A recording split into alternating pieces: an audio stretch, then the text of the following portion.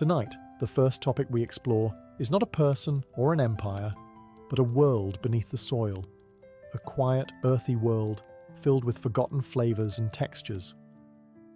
These are the vegetables once grown by medieval farmers, tended with rough hands and simple tools, harvested not for supermarkets, but for stews in stone hearths and bowls of healing pottage. From bitter greens served to knights recovering from wounds, to root vegetables so hearty they fed entire families through frost and famine. These crops were once essential, and now most of us have never even heard their names. So before you get comfortable, as always, take a moment to like the video and subscribe to the channel, but only if you truly enjoy our content. And tell us, where are you watching from, and what time is it for you right now? Sometimes our stories are too interesting for sleep, and sometimes we do try to make them a bit boring for bedtime. Now, dim the lights, turn on a fan for some gentle background noise, and let's cover what we have for tonight. Together. Skirret, the sweet root of forgotten fields. In the quiet soil of medieval Europe, before the potato ever graced the continent, there was skirret, a name barely whispered today, yet once as common in cloister gardens and cottage plots as the leek or the onion. Skirret, Sium caesarum if you wish to be formal, was a root vegetable, pale and tender, with a naturally sweet, nutty flavour. It was beloved not for its size but for its subtle charm, and it was particularly prized in monastic kitchens where flavour had to come from the land, not from far-off trade. Unlike carrots, which grew as a single taproot, skirret formed a tangled cluster of slender roots, each about the thickness of a pencil. These white roots were peeled, boiled or roasted, and often mashed into a kind of creamy, peppery paste.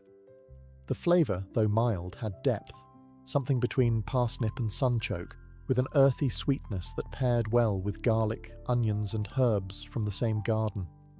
In some recipes, skirret was even candied like fruit or baked into savoury tarts alongside cheese and eggs.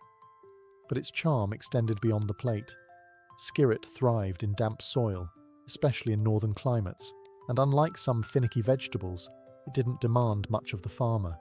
It was perennial, meaning it could return year after year, and it could be harvested well into winter, dug up from frozen ground when other crops had long withered. To the medieval farmer, this made skirret not just delicious, but dependable. In many ways, it was the perfect peasant's crop. Yet it was not confined to poor tables. Skirret appears in royal records too, including the garden inventories of medieval monasteries and manor houses. It was mentioned in herbals, praised for its wind-dispelling qualities and digestive aid. Even Henry VIII's gardener is said to have grown it in the royal beds. So what happened to this once-loved root? The arrival of the potato in the 16th century was part of its downfall. Easy to grow, easy to store, and higher in calories, the potato pushed many old vegetables to the margins. Skirret, with its delicate roots and need for peeling, was quietly forgotten.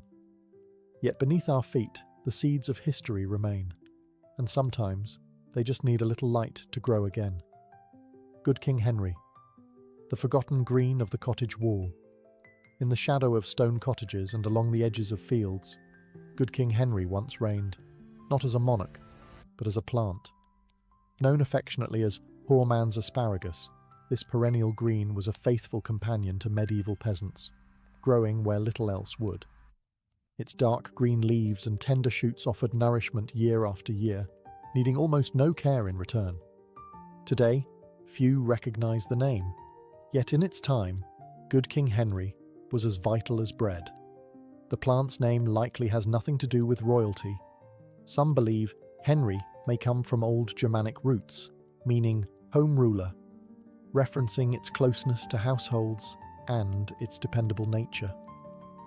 Others suggest it was named after a local folk figure, a protector of the land.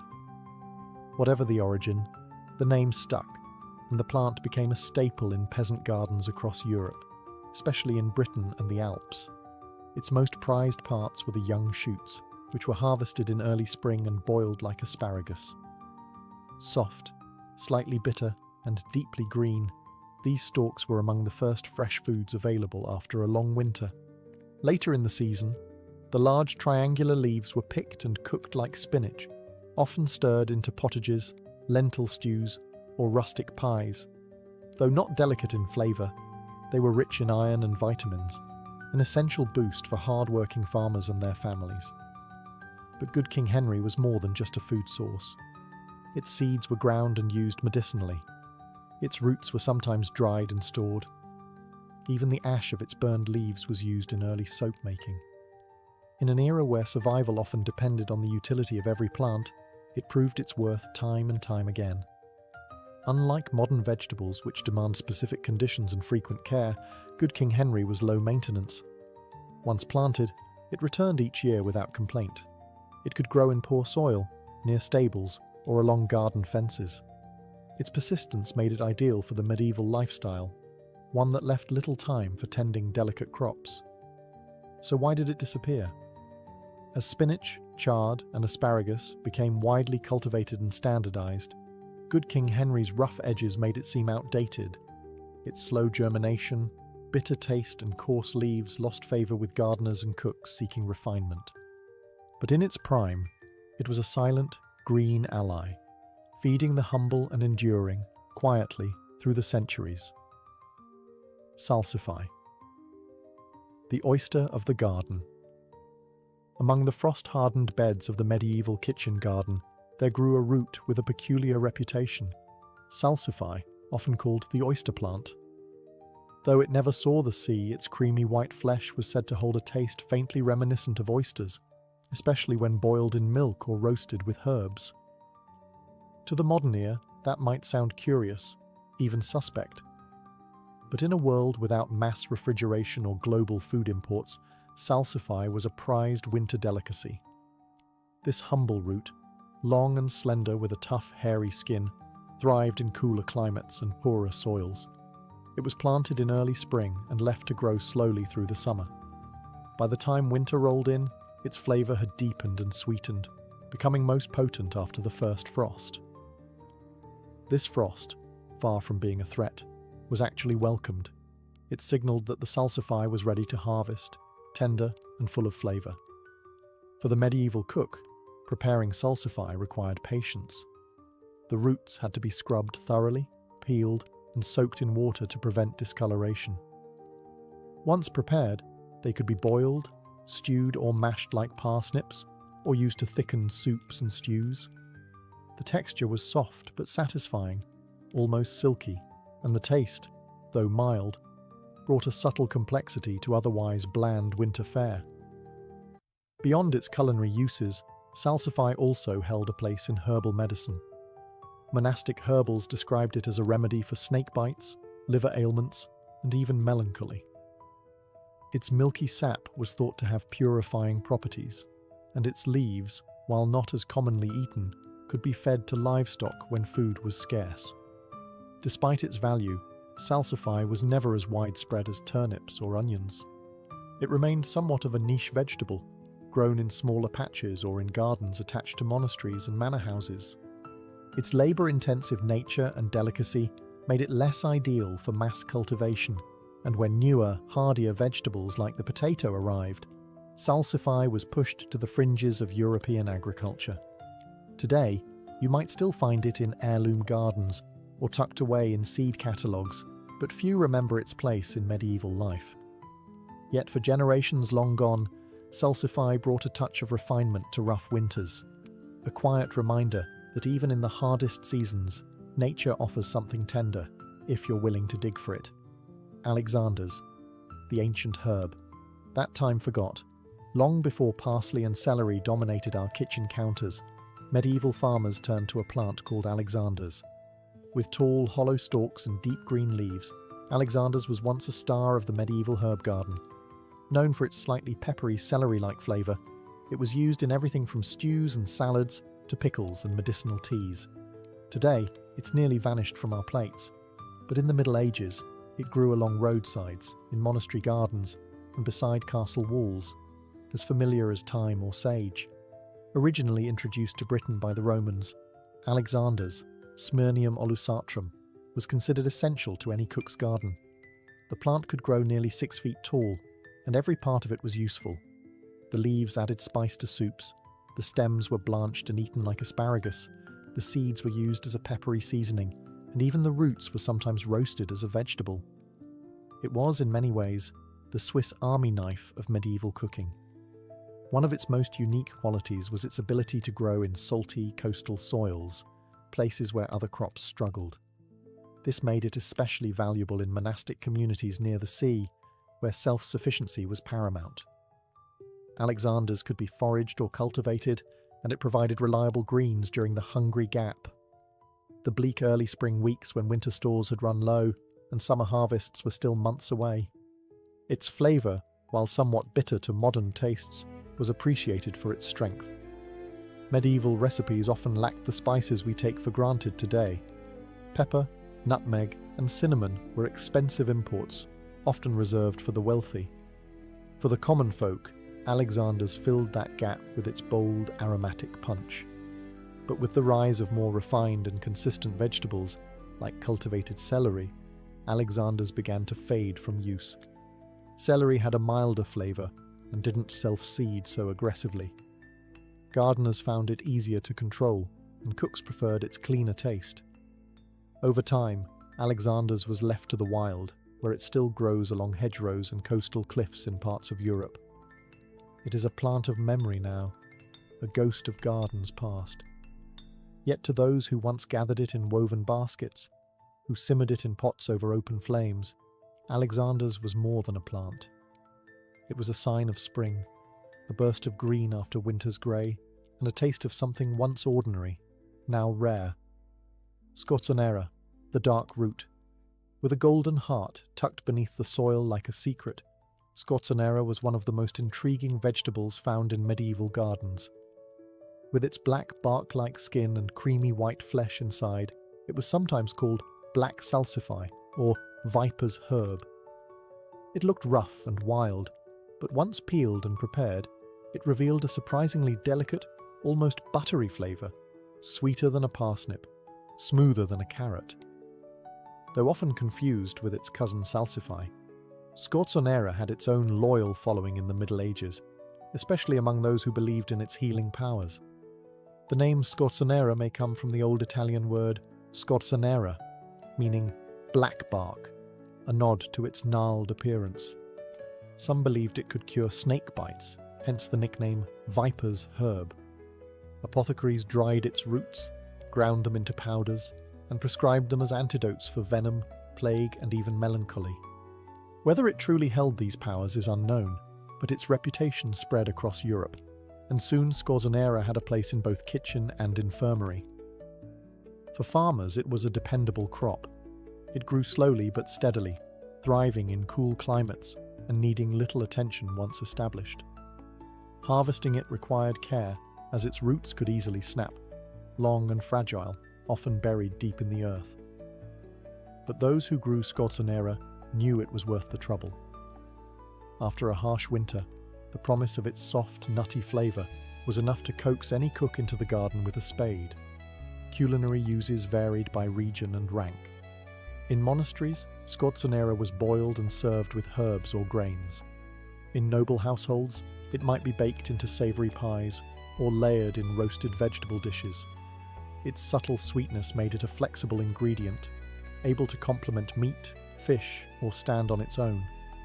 Some medieval chefs even paired it with honey and vinegar to enhance its naturally sweet undertones.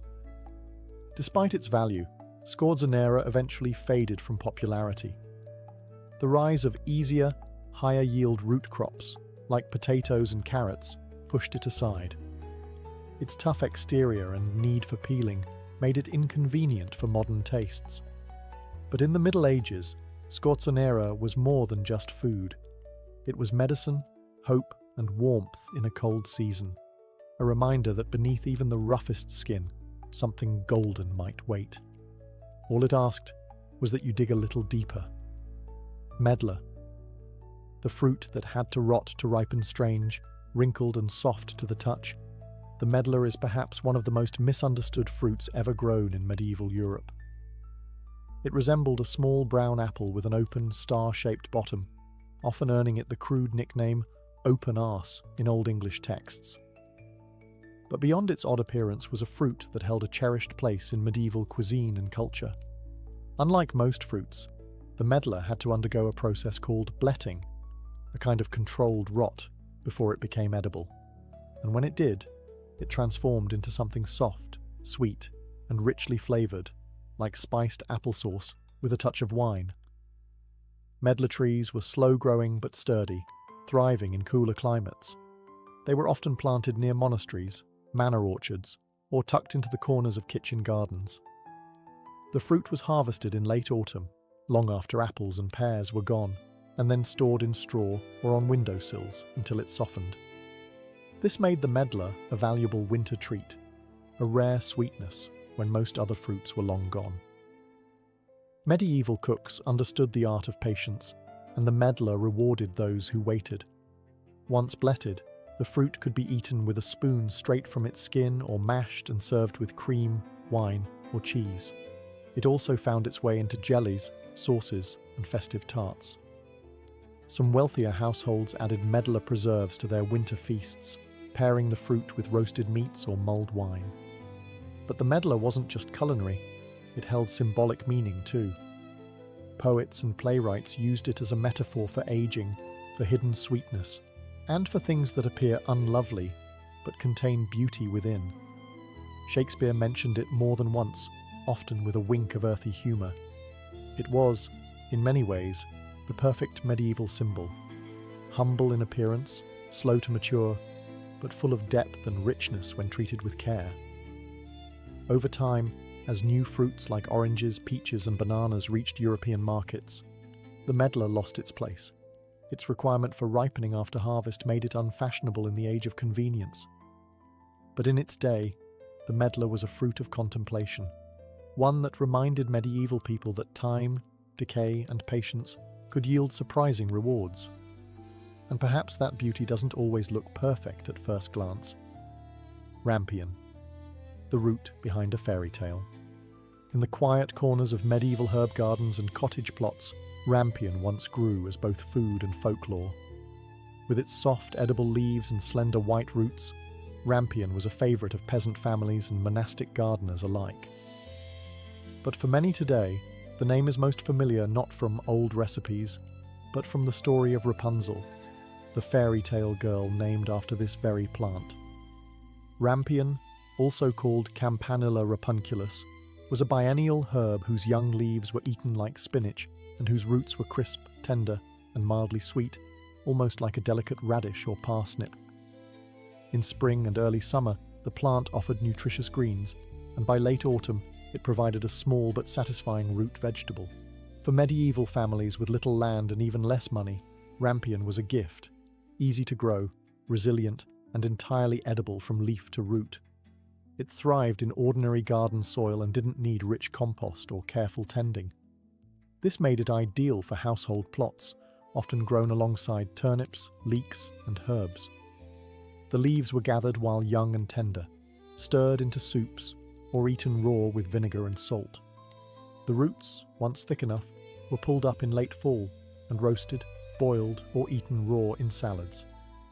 In lean years, rampion was one of the plants that helped bridge the gap between the last of the winter stores and the first spring crops. Its gentle flavour and versatility made it popular, but so did its symbolism. Rampion's association with fertility, craving, and desire appears in early folklore, particularly in the Germanic regions where the Rapunzel tale was born. In the story, a pregnant woman craves rampion from a witch's garden, setting off a chain of events that leads to her daughter's imprisonment and eventual rescue. That the plant played such a pivotal role in a tale about yearning, patience, and transformation reflects the way people once regarded humble vegetables, not merely as food, but as forces of nature. As centuries passed, rampion faded from common use. It was overshadowed by faster-growing crops and greens that were easier to harvest in bulk. Today, it's a rarity, more likely to be found in a storybook than a soup pot. But once it grew behind every cottage, quiet, green, and full of life.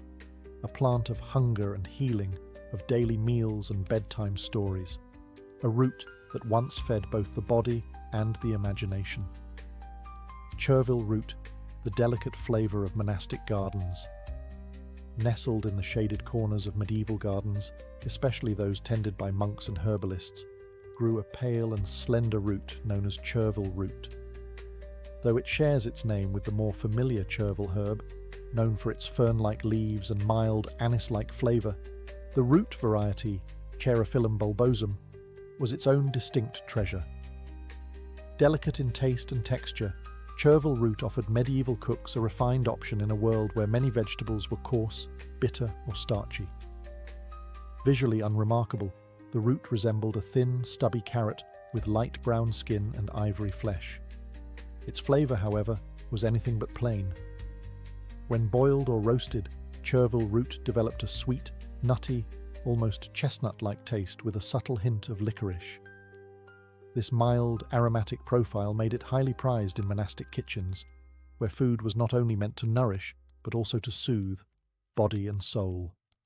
Unlike many root vegetables, chervil root required patience. It germinated slowly, often taking several weeks to sprout, and had a long growing season, sometimes lasting up to 9 months. Because of this, it was not widely grown on large farms or by hurried peasants.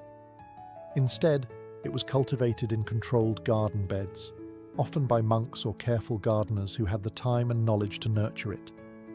In the right conditions, the reward was worth it. A root that was soft on the tongue, gentle on the stomach, and satisfying in flavour. Culinarily, chervil root was versatile. It was commonly boiled and served with butter, added to broths for subtle sweetness, or mashed like turnips. Some early recipes even included it in spiced cakes or root puddings, paired with honey and cinnamon for festive meals. But it wasn't just a food. In herbal medicine, it was used to ease digestion, reduce fevers, and improve circulation. Yet, like many forgotten vegetables, chervil root fell victim to the industrialization of agriculture. Its slow growth and specific needs didn't suit large-scale farming. Other roots, potatoes, carrots, and parsnips, offered bigger yields and faster returns. Today, chervil root is almost a ghost, a fleeting presence in old seed catalogues or among the shelves of heritage plant collectors. But in the hushed gardens of medieval Europe, where quiet hands coaxed life from the earth, chervil root was a reminder that gentleness could grow even in the hardest soil. Sea kale, the ocean's hidden vegetable. In windswept villages perched along medieval Europe's jagged coasts, where salt and sea ruled the land, a curious plant took root: sea kale. With thick, bluish-green leaves and stout ivory stems, sea kale, Crambe maritima, was once foraged from rocky shorelines, cherished for its rich taste and resilience. Long before it was cultivated in inland gardens, coastal farmers and foragers gathered it from the wild, seeing in its hardy form both nourishment and novelty. Sea kale wasn't like the other greens of the time. Its flavour was something between cabbage and asparagus, earthy, salty, and slightly nutty, but it was the plant's early spring shoots that brought the most excitement. Blanched under clay pots or heaps of sand to keep them pale and tender, these ivory-coloured stems emerged crisp and succulent, providing one of the first fresh vegetables of the year. At a time when most were still eating dried beans or stored roots, sea kale signalled renewal. Medieval cooks, especially in fishing communities, boiled or steamed the shoots, often serving them alongside fish or mixing them with butter and herbs. In monastic kitchens, where coastal gardens tried to mimic the conditions of the shore, sea kale was grown in raised beds near salt-rich soil. It became a quiet delicacy, not flashy or exotic, but deeply nourishing and deeply seasonal. Its roots were just as impressive, long, thick, and edible, though tougher than the shoots. Some herbal texts noted their use in poultices or boiled tonics for internal cleansing. The plant's leaves, wide and ruffled, were sometimes used like cabbage greens, though their tough texture made them more suitable for long stewing. Despite its value, sea kale remained largely a regional crop, limited to the coast and its curious conditions. Inland, few knew how to grow it properly. Its need for sandy, well-drained soil and cold winters made it unsuitable for much of Europe's farmland. As time passed, sea kale was nudged aside by more standardized crops. But for those who lived by the sea, it was more than a vegetable. It was part of the rhythm of life. Its arrival each spring meant the sea was calming, the earth was warming, and better days were ahead. Today, it survives in a few heirloom gardens and coastal fields, a relic of a time when even the most rugged landscapes offered quiet abundance, if you knew where and how to look. Horseradish, the fiery root of medieval remedies and feasts. Beneath the damp soil of medieval herb gardens, a pungent root grew, fierce in flavour, sharp in scent, and powerful in both medicine and the kitchen. This was horseradish, a root that could clear sinuses, wake the sluggish, and transform simple meats into fiery feasts. In a time without chili peppers or wasabi, horseradish was one of the few ingredients that could deliver true heat, and it earned its place in both humble kitchens and elite banquets. Horseradish, Armoracea rusticana, is not a subtle vegetable. When freshly grated, its white flesh releases volatile oils so potent they can bring tears to the eyes. This made it a valued condiment long before refrigeration, when strong flavours were used to preserve or mask the scent of aging meat. Boiled beef, salted fish, and smoked pork all benefited from a spoonful of horseradish mash, often mixed with vinegar, honey, or ground mustard seeds. But medieval people didn't just use horseradish for its taste. It was deeply respected for its medicinal power. Monks and herbalists documented its use in treating everything from rheumatism and indigestion to coughs and congestion. Grated root was steeped in vinegar and taken as a tonic, or made into compresses to relieve joint pain. Even the leaves were used in poultices, believed to draw out toxins from the skin. It was a rugged plant, almost too rugged. Once planted, horseradish spread aggressively, its thick roots pushing deep into the soil and resisting removal. This wild nature made it both a blessing and a nuisance in medieval gardens.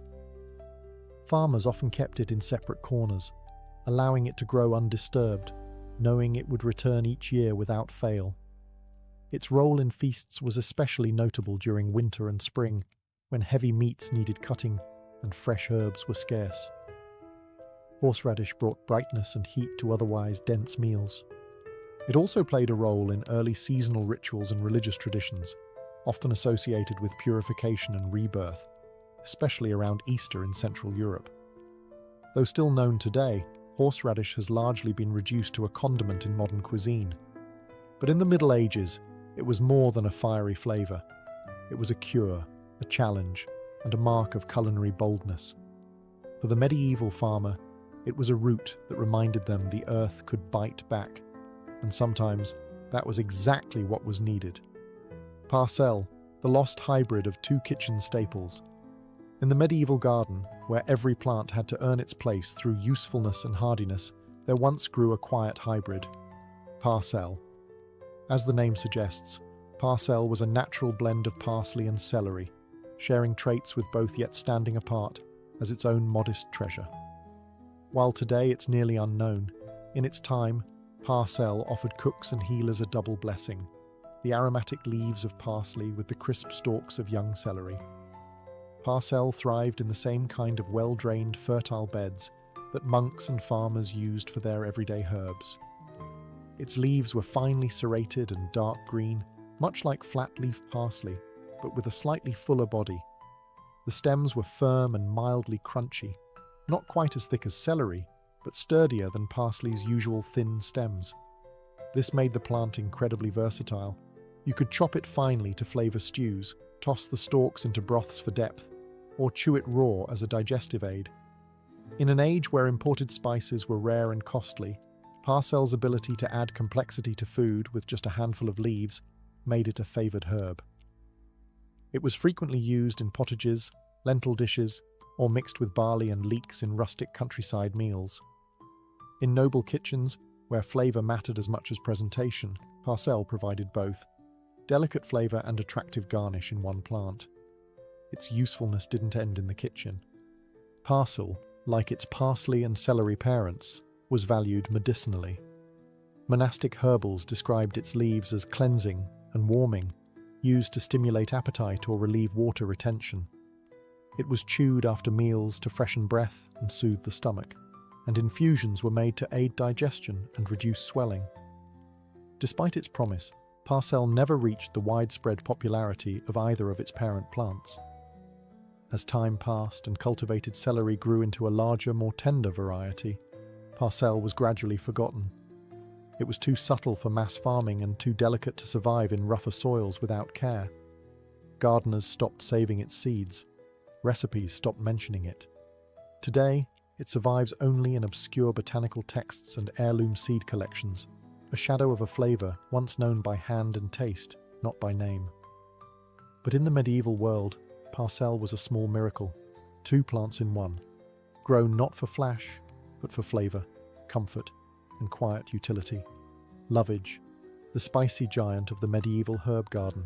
Standing tall like a green sentinel at the back of the garden, lovage was one of the boldest and most useful plants in the medieval farmer's world. With thick, hollow stems and glossy, celery-like leaves, lovage, Levisticum officinale, wasn't just a flavourful herb. It was a culinary powerhouse, a medicinal mainstay, and in many households, a leafy guardian that returned year after year.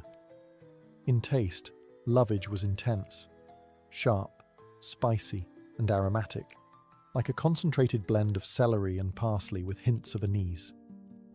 It added immediate depth to even the simplest pottage or stew. Just a few leaves could transform a pot of barley and onions into something that tasted far richer than the ingredients suggested. Both peasants and noble cooks appreciated its strength. It stretched thin supplies and flavoured meats, grains, and even cheese-based dishes with an assertiveness few other herbs could match. Cooks used every part of the plant. The young leaves were chopped and mixed with beans or grains. The stalks, often blanched, were eaten like celery or used to stir soups, infusing the pot with flavour. Even the seeds were gathered and ground, used like fennel or caraway in breads and herbal liqueurs. And the roots, thick and gnarled, were boiled into tonics or grated into healing pastes. In monastic medicine, lovage was seen as a warming herb, stimulating digestion and soothing sore throats. It was prescribed for everything from kidney troubles to flatulence. A tea made from lovage seeds or roots was believed to ease menstrual pain and calm nervous energy. Its pungent aroma also made it a natural air freshener. Sprigs were sometimes laid out in kitchens or carried on one's person to ward off illness. Lovage grew tall, often up to 6 feet, and came back stronger each year. Its perennial nature made it a favourite among time-strapped farmers who valued crops that could fend for themselves. But this very boldness may have led to its decline. As gardening trends shifted toward milder, more controlled flavours, lovage was gradually replaced by gentler herbs like parsley and chervil. Still, in the world of medieval gardens, lovage held a place of honour. It was large, loud, and unapologetically flavourful. A plant that asked for little and gave back in abundance.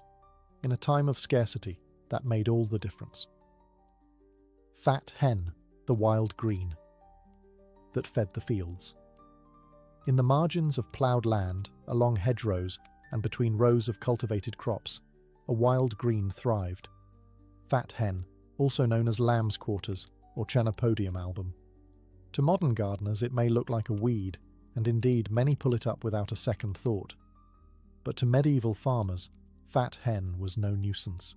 It was a free, abundant, and highly nutritious gift from the earth, one that helped feed the poor and supplement lean harvests when cultivated greens were scarce. Fat hen wasn't usually planted on purpose. It appeared naturally in disturbed soil, especially in manured fields or near livestock pens, hence its name. The leaves were soft, triangular, and lightly dusted with a silvery bloom that made the plant shimmer slightly in the sun. Its taste was mild, slightly nutty, and not unlike spinach, which made it incredibly versatile in the medieval kitchen. In country cottages, it was common for peasants to gather fat hen during the growing season and boil it into soups or mash it with barley or peas. Because the plant was so easy to identify and abundant, even children could forage for it. It required no tools, no seeds, and no land ownership, just a pair of hands and a bit of local knowledge. It was the people's green. The nutritional value of fat hen was also impressive. It was rich in iron, calcium, and vitamins A and C, a much-needed boost in times when diets were often repetitive and meat was scarce. Its leaves, stems, and even seeds were edible. The seeds, in particular, were tiny and protein-rich, sometimes ground into flour or added to gruel in famine years. Beyond its role as food, fat hen was also used medicinally. Herbalists recommended it as a gentle laxative, a digestive aid, and even a poultice for soothing insect bites. Monks sometimes included it in their herbals under the category of useful weeds, plants that, while not noble or exotic, earned their place through sheer dependability. Eventually, as farming became more controlled and wild spaces shrank, fat hen was pushed to the margins. But in the medieval era, it flourished quietly beside the plough and the hearth, reminding all who gathered it that not every crop needed planting, and not every blessing came with a price. Fat hen was freedom, wild, generous, and always near. Cram, the wild cabbage of cliff and field. Before the orderly rows of modern cabbage, broccoli, and kale, there was cram, a wild, untamed ancestor that clung to Europe's cliffsides and rocky hills. Known more fully as Crambe maritima, or wild cabbage, this hardy plant didn't demand much, and it gave even in the most unforgiving terrain. To medieval farmers, especially those in coastal regions, cram was a gift from the edge of the world, a resilient green with bitter leaves that softened beautifully with the right preparation. Unlike cultivated cabbages, cram wasn't bred for sweetness or bulk. Its leaves were thick, tough, and often tinged with bluish silver, giving the plant an almost ghostly appearance against the grey stones of the coast. But its resilience was its strength. It could survive salt spray, cold winds, and nutrient-poor soils. While other crops withered in harsh conditions, cram endured. Farmers and foragers alike valued its large outer leaves, which were boiled or stewed into hearty meals, especially during the spring when other vegetables had yet to mature. Though raw cram was bitter and fibrous, long cooking tamed its intensity, and when paired with onions, leeks, or fatty bits of pork, it became a staple of survival. In lean seasons, cram meant the difference between hunger and nourishment. Its roots, too, were edible, thick and starchy, though less flavorful than the leaves. These were sometimes dried and stored, ground into coarse meal, or fermented into early forms of vegetable preserve. And like many medieval plants, cram had its place in the world of folk medicine.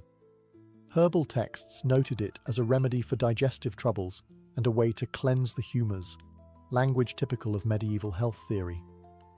Despite its practicality, cram was never truly domesticated during the Middle Ages. It remained on the fringes, both literally and culturally, growing on cliffs, dunes, and forgotten borders. It was wild food, associated with poverty and necessity, not refinement or celebration. Still, it fed generations of coastal dwellers who learned to trust in its stubborn presence. Cram was not a showy plant, nor an easy one, but it was honest. It asked nothing but space to grow and rewarded those who dared to look beyond the field's edge.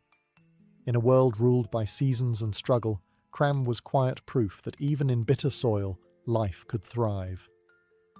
Turnip greens, the overlooked crown of a humble root. When most think of the turnip, they picture the round, white and purple root pulled from the soil, a staple of peasant stews, animal feed, and wartime rations. But in the Middle Ages, it wasn't just the root that mattered. The real treasure, especially in early spring, was above the ground, the turnip greens. Often overlooked today, these leafy tops were once a valued vegetable in their own right, feeding hungry mouths when the fields were still bare and the winter stores nearly gone. Turnips were among the most widely grown vegetables in medieval Europe. Easy to cultivate, fast to grow, and able to thrive in poor soil, they provided a reliable food source for both people and livestock. But while the roots were stored or boiled, the leafy tops, harvested when still young and tender, were cooked fresh and eaten with great appreciation. These greens were often the first taste of spring, offering a burst of colour and nutrition after the grey monotony of winter. Turnip greens were typically gathered while the root was still growing. Boiled, sautéed, or stewed, they brought a slightly bitter, peppery bite that complemented the blandness of grains or root vegetables. In rustic households, they were added to barley porridge, mashed with beans, or mixed into broths. In more refined kitchens, they might be flavoured with vinegar, garlic, or bits of preserved meat. Rich in iron, calcium, and vitamin C, turnip greens were not only tasty but medicinal. Monks and healers often recommended them to clean the blood or strengthen the body after illness. They were believed to help digestion, restore energy, and even purify the spirit after Lent's long fasting period. The greens were also used in poultices and compresses, applied to bruises and minor wounds, a reminder that food and medicine often shared the same garden bed. Despite their utility, turnip greens began to fade from favour as more delicate and specialised greens, like spinach and lettuce, gained popularity. Modern agriculture bred turnips for larger roots, often at the expense of their leafy tops. What was once prized became compost. But in the medieval world, nothing went to waste. Turnip greens were a bridge between seasons, a signal of renewal, and a meal in themselves. They were proof that even the humblest crop could offer a feast, if you only looked a little higher than the ground. In the summer of 1631, the Mughal Empire trembled not from war, but from heartbreak. Emperor Shah Jahan, ruler of a vast and powerful dominion, suffered a personal loss so profound it left an indelible scar on history. His beloved wife, Mumtaz Mahal, died giving birth to their 14th child.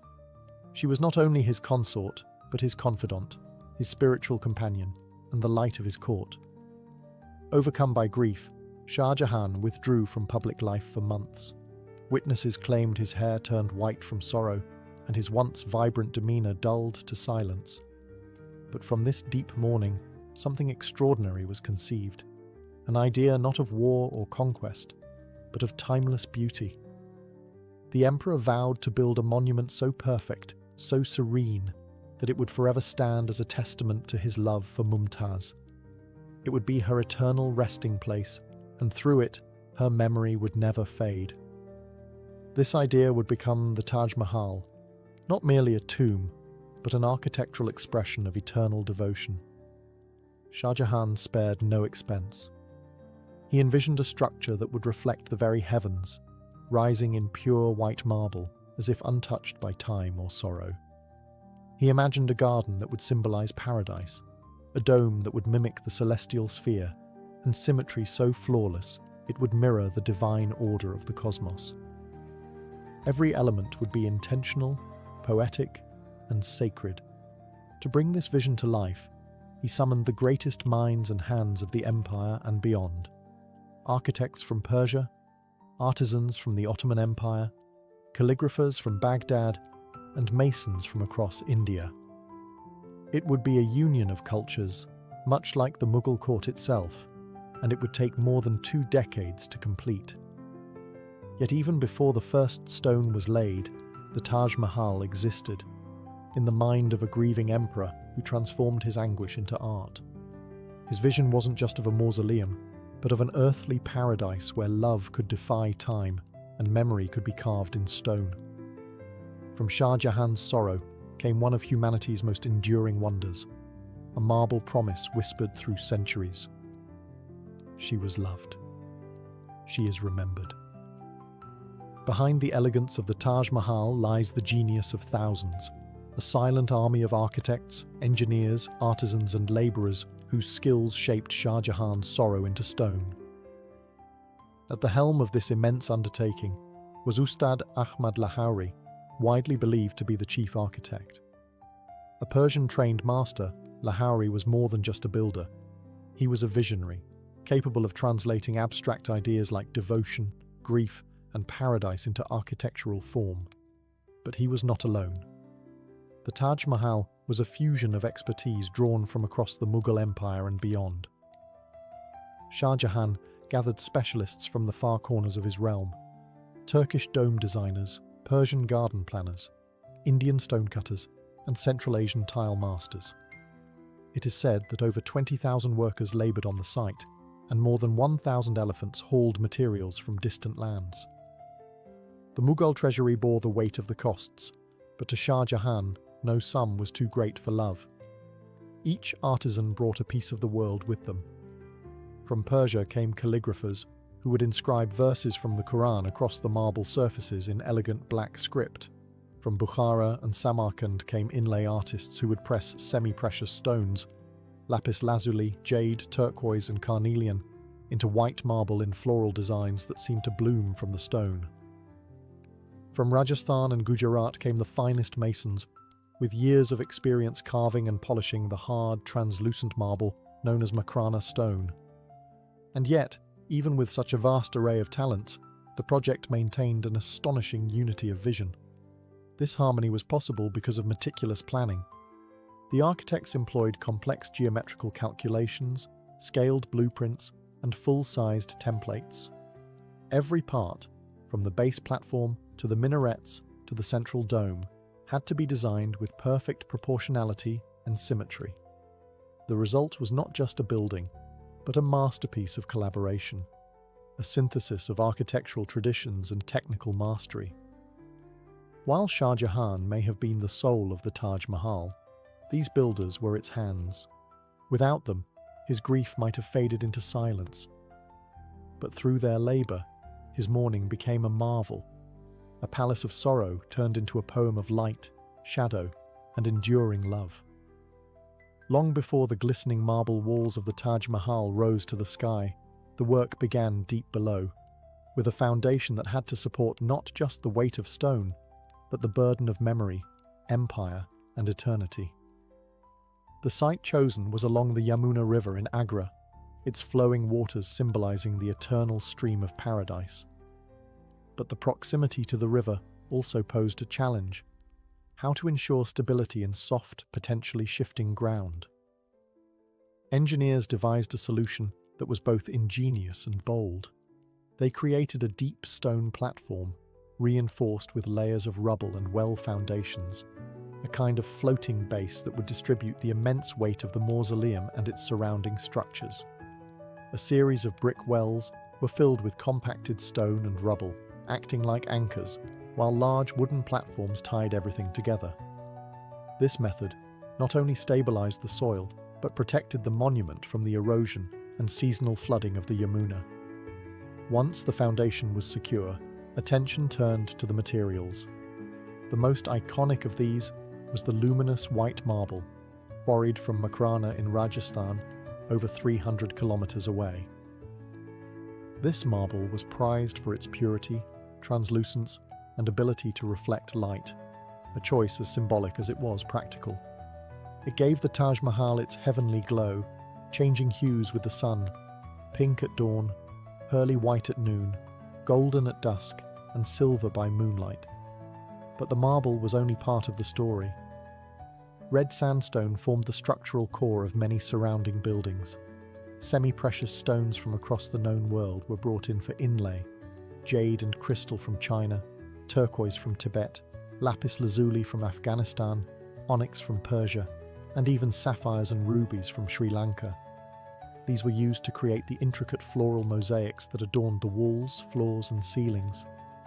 Transporting these materials required immense coordination. Elephant caravans, ox-drawn carts, and river barges created a logistical web stretching across continents.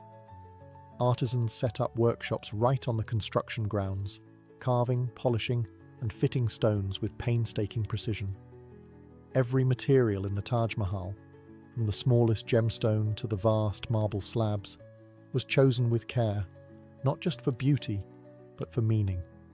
The very bones of the monument were selected and arranged to whisper love through architecture, to hold sorrow in stone, and to endure across the centuries.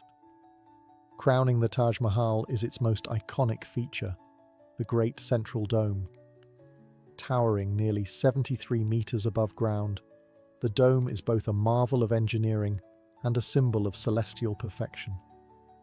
It rises from the center of the tomb like a full moon suspended above the earth, a visual anchor that draws the eye upward and inspires awe from every angle. For the Mughal builders, the dome was more than decoration.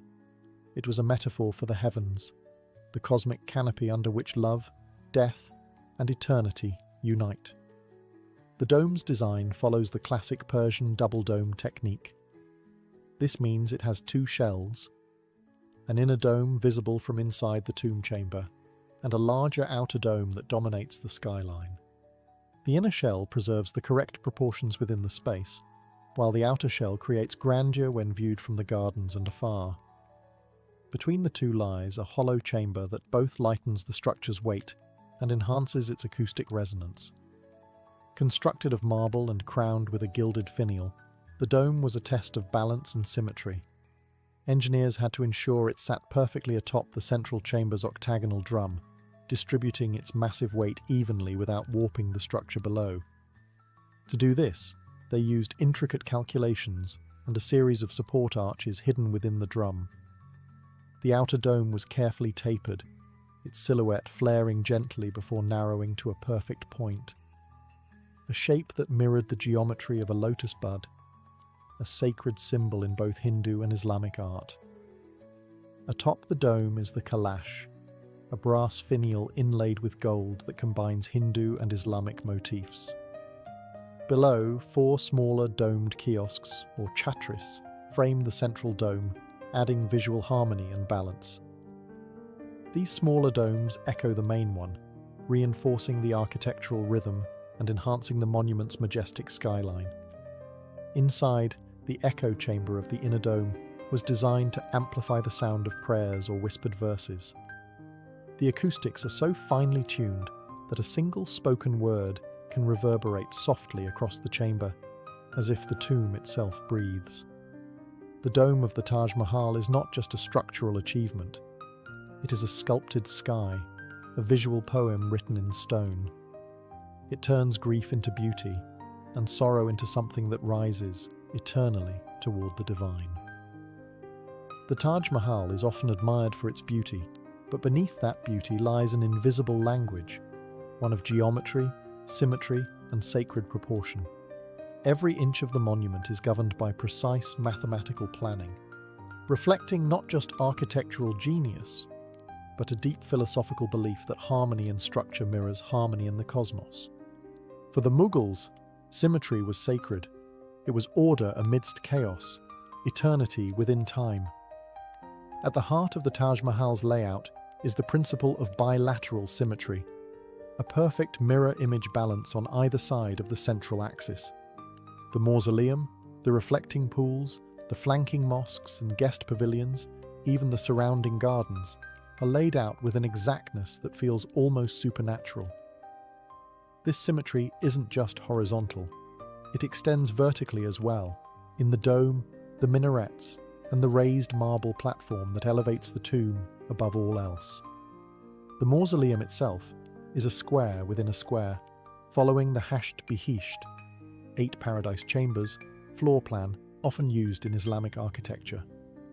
The central chamber is surrounded by 4 smaller rooms, all perfectly proportioned and aligned. From the massive marble screen to the inlaid flooring patterns, geometric motifs repeat and echo in a seamless rhythm. Circles, octagons, and star shapes flow across the walls and ceilings, symbolizing unity, the infinite, and the divine. Even the minarets, towering at the 4 corners of the platform, lean slightly outward. This was not a flaw, but an intentional design choice, made so that if they ever collapsed, they would fall away from the tomb rather than onto it. Yet their placement is mathematically precise, framing the tomb like punctuation around a sacred verse. The gardens too are part of this architectural script. Inspired by Persian charbagh, 4-part gardens, they divide space into perfect quadrants, symbolizing the Quranic vision of paradise, flowing water, blooming flora, and divine order. The central water channel reflects the image of the Taj, creating a literal and symbolic mirror of the structure's perfection. Through this sacred geometry, the Taj Mahal becomes more than a building. It becomes a map of the universe, a manifestation of love brought into balance with the eternal. Each line, each angle, each pattern whispers the same message: that in perfect order lies transcendence, and that love, when shaped by symmetry, becomes divine. As you approach the Taj Mahal, your eyes are drawn not only to its marble mass and majestic dome, but to something more delicate: the black script that winds around its arched entrances, like poetry carved from shadow. This is calligraphy, and on the Taj Mahal, it isn't mere ornamentation. It is sacred language, eternal verse, and a visual bridge between the earthly and the divine. The calligraphy was crafted by Amanat Khan, a master calligrapher from Persia, and it features passages from the Quran, carefully chosen to reflect themes of judgment, paradise, and divine mercy. One of the most striking inscriptions found over the main gateway reads, "O soul, thou art at rest. Return to the Lord at peace with him, and he at peace with you." These words were not simply written, they were inlaid into the marble using pietra dura, a method of embedding black marble or onyx into white stone to create a permanent, unweathered contrast. The size of the lettering was also an optical feat. As the text ascends the facade, the letters increase in size to account for perspective, ensuring that to a viewer standing on the ground, the script appears uniform. It's a subtle design that speaks to the monument's mathematical precision and visual harmony. But calligraphy was only one part of the Taj Mahal's intricate surface artistry. The walls, floors, and even ceilings are covered in breathtaking pietra dura inlay, a mosaic technique using cut and fitted semi-precious stones to form intricate floral and geometric designs. Artisans from Central Asia and India were brought in to execute these masterpieces. They embedded lapis lazuli, carnelian, jasper, mother of pearl, and turquoise into the marble with astonishing precision. Floral motifs dominate, not random decorations, but symbolic representations of paradise. Tulips, lilies, and narcissus blossoms form symmetrical patterns that bloom across the marble surfaces. Each flower is a reflection of life, death, and rebirth, themes central to both Islamic mysticism and Mughal aesthetic philosophy. Together, the calligraphy and inlay work transform the Taj Mahal into a book of stone. Every letter, every petal, every shimmer of colour tells a story. It is not just a tomb, but a sacred manuscript, not written in paper and ink, but carved into eternity with shadow, light, and love. Framing the Taj Mahal with poised elegance stand 4 slender minarets, tall, cylindrical towers rising at each corner of the marble platform. At first glance, they might appear ornamental, merely symmetrical accessories to the main tomb. But these minarets are far more than decorative. They are guardians, timekeepers, architectural stabilizers, and subtle declarations of spiritual intent. Each minaret stands over 40 meters tall, tapering gracefully as it ascends. At the top of each is a small domed pavilion, or chhatri, where a muezzin might traditionally call the faithful to prayer. Though no such calls echo from the Taj Mahal today, these towers preserve the sacred language of mosque architecture, aligning the structure with Islamic traditions even though the mausoleum itself is not a mosque. Structurally, the minarets serve a dual function. Aesthetically, they frame the tomb in perfect balance, reinforcing the overall symmetry of the complex. From a distance, their vertical reach draws the eye upward, guiding viewers from the earthbound gardens to the sky-tipped dome. But they also have a clever engineering purpose. They were deliberately constructed to lean slightly outward from the central tomb.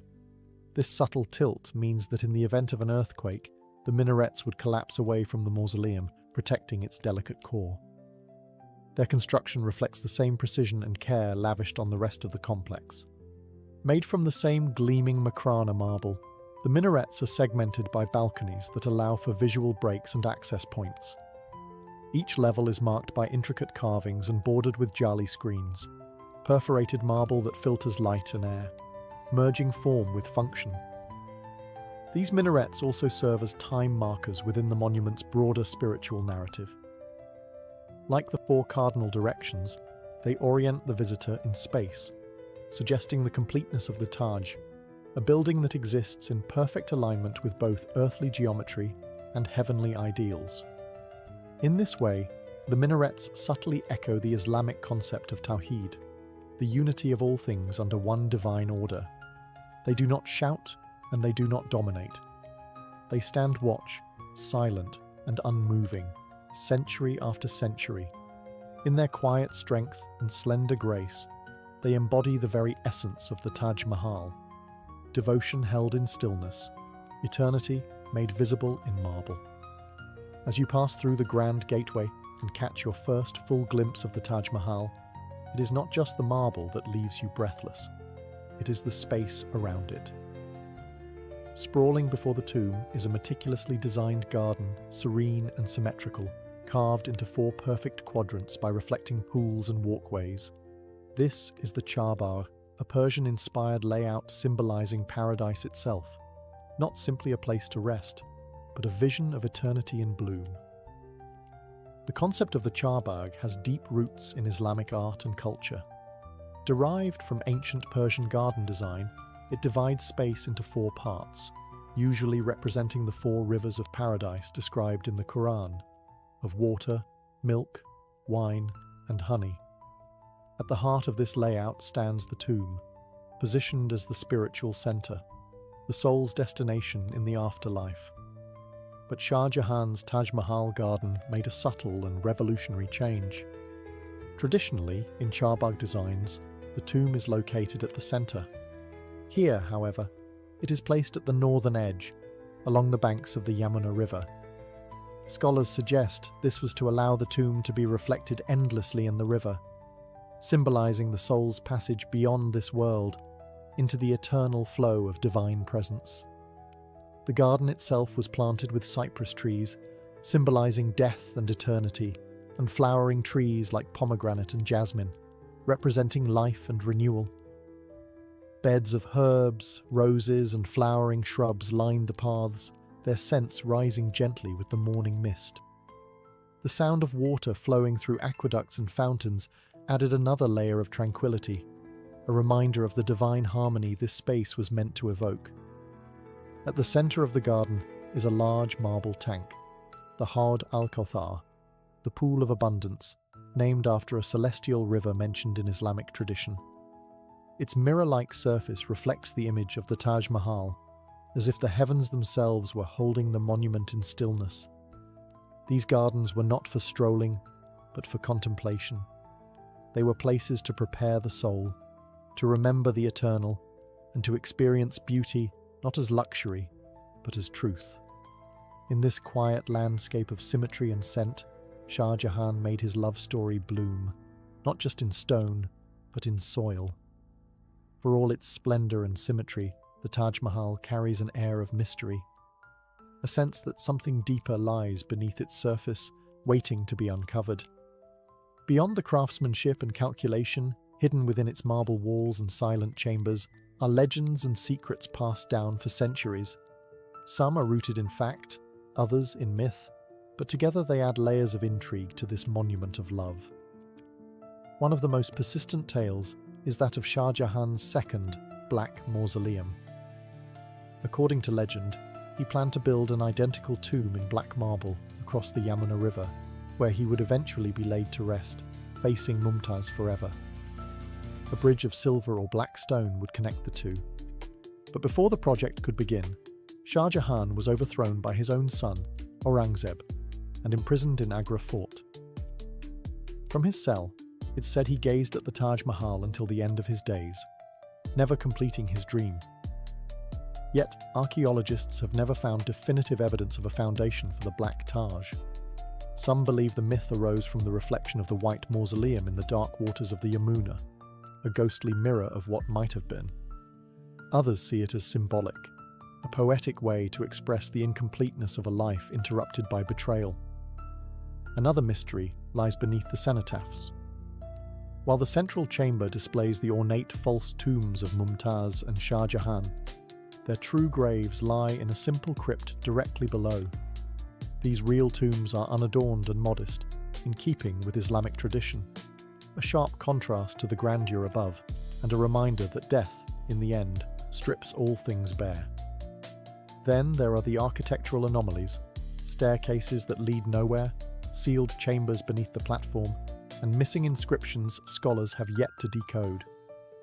Some speculate these were part of a larger plan left unfinished, others suggest they were sealed off for spiritual reasons or structural safety. And while many believe the legend that artisans had their hands cut off to prevent the Taj Mahal from ever being replicated, there's no historical evidence. Only the echo of a ruler's devotion taken to imagined extremes. In the end, the Taj Mahal's greatest secret may be this: that it continues to whisper stories in silence, not because it hides the truth, but because love, the kind that built it, is never finished. Long before the invention of written language, cities, or organized religion, early humans found a way to speak through color. Some of the oldest evidence of art dates back over 100,000 years, and at the heart of this visual expression was ochre, a naturally occurring pigment formed from iron oxide-rich minerals. In red, yellow, and brown hues, ochre became the first palette of the human spirit.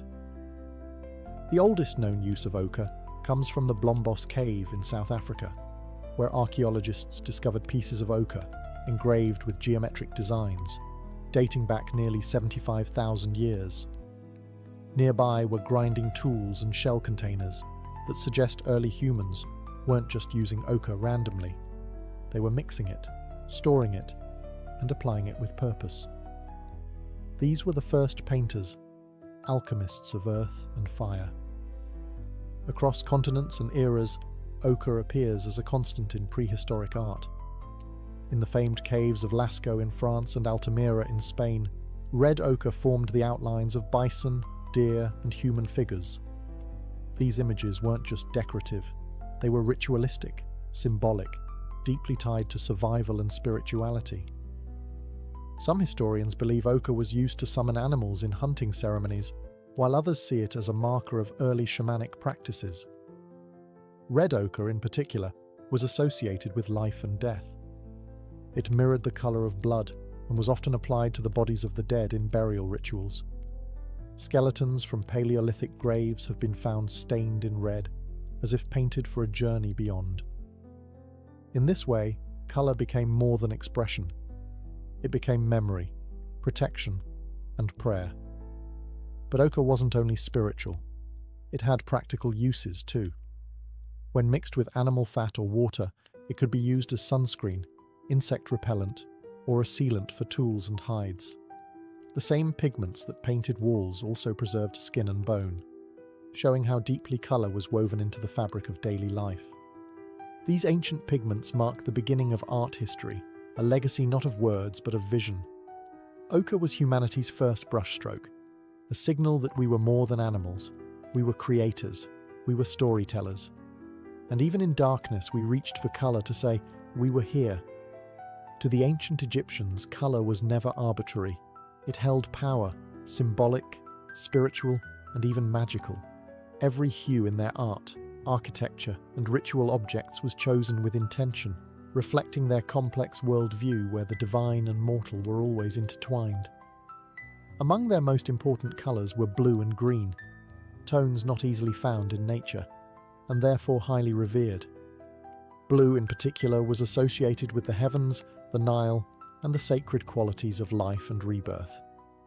Yet blue pigments were rare in the natural world, so the Egyptians created their own, Egyptian blue, the first synthetic pigment in recorded history. Made by heating a mixture of sand, copper, and calcium in a kiln, this vibrant hue was ground into powder and mixed with water to create a paint used on statues, tomb walls, and even sarcophagi. It wasn't just color, it was chemistry, ritual, and innovation rolled into one. Green carried similarly potent meaning. It symbolized vegetation, fertility, and eternal life. Osiris, god of the afterlife and resurrection, was often depicted with green skin, a direct metaphor for his role in rebirth and regeneration. The pigment used for green was typically derived from crushed malachite, a copper-rich mineral. The stone was imported from the Sinai and ground into fine powder, then applied to everything from temple walls to the eyes of statues. Malachite was also used cosmetically. Egyptian nobility and priestesses adorned their eyelids with it, believing not only in its aesthetic charm, but in its protective properties. It was thought to ward off evil and to grant strength and clarity of vision, both literally and spiritually. These pigments weren't just decorative. They formed part of Egypt's visual theology. Blue and green adorned amulets, mummy wrappings and religious texts, symbolizing purification, divine presence, and the eternal cycle of life and death. Even in funerary practices, these colors were carefully applied to ensure safe passage into the afterlife. The Egyptians were among the first to bind color to cosmic order. Their blue wasn't just sky, it was the breath of the gods. Their green wasn't just earth, it was immortality in mineral form. In their hands, color became both language and talisman, a palette not only for art, but for eternity. In the grand forums of Rome and the gilded halls of Byzantium, color was more than decoration. It was identity, hierarchy, and control. Among all colors, crimson reigned supreme. Deep, vivid reds were reserved for emperors, priests, and the elite. To wear certain shades was to display power. To create them was a triumph of nature, wealth, and sometimes cruelty. One of the most precious pigments of the ancient world was Tyrian purple, a deep red violet extracted from the glands of the murex sea snail. Harvesting it was laborious and gruesome. Tens of thousands of snails were needed to produce just a few grams of dye. The resulting color was rich, long-lasting, and pungent during its creation. Because of its cost and scarcity, it became a symbol of imperial power. Roman senators wore purple-edged togas, and emperors eventually claimed exclusive rights to wear it fully, solidifying its role as a visual shorthand for divine rule.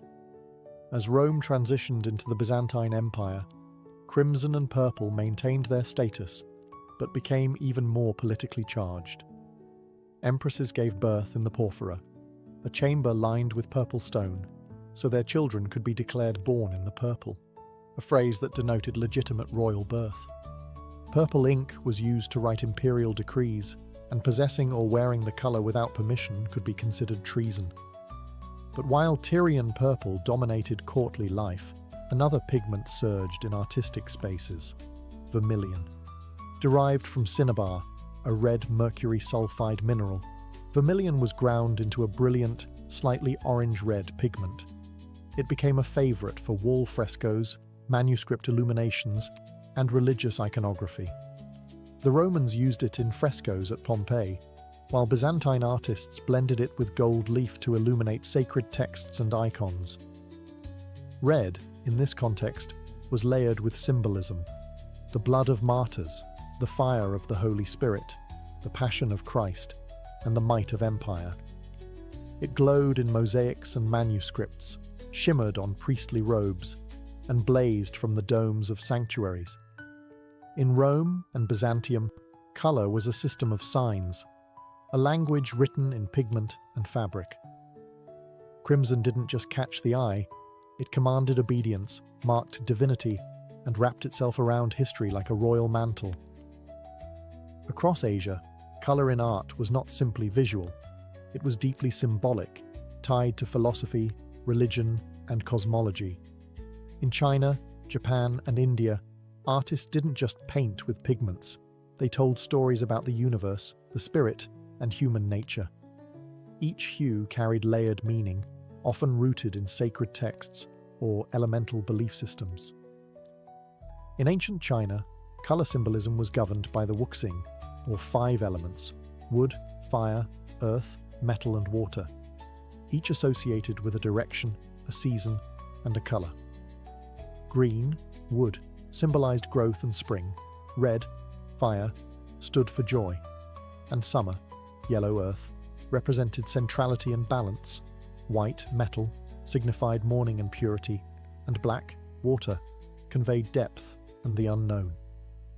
Artists used mineral pigments like malachite for green, cinnabar for red, azurite for blue, and soot or charcoal for deep blacks.